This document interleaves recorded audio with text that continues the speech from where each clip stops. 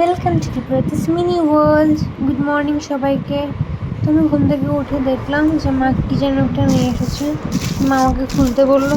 এই প্যাকেটগুলো দেখলাম কি ঠান্ডা ঠান্ডা আছে, তার সঙ্গে ছাতাও আছে, কিন্তু দেখা যাক আর কি আছে। দেখছি আমি প্যাকেটটা খুলে দেখলাম ও মা তো সজনে পাতা নিয়ে এসেছে।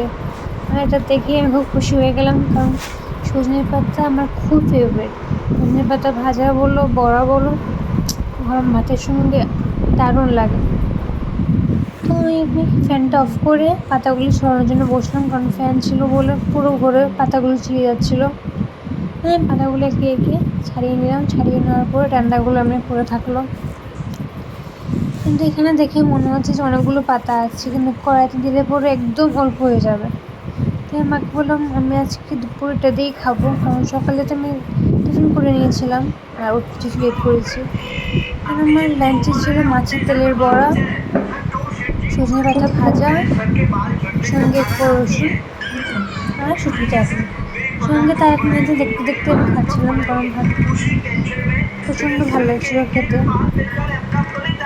দেন খেয়ে দিয়ে আমি একটু ঘুমিয়ে গিয়েছিলাম। ঘুম থেকে ওঠার পর সন্ধ্যার সময় বৃষ্টিও পড়ছিলো, একটু বেরিয়ে গিয়েছিলাম টাউনে, কিছু জিনিস আনার ছিল। দেন টাউন থেকে বাড়ি ফিরে আমার টাটা, থ্যাংকস ফর ওয়াচিং। দেখা হবে অন্য কোনো ব্লগে।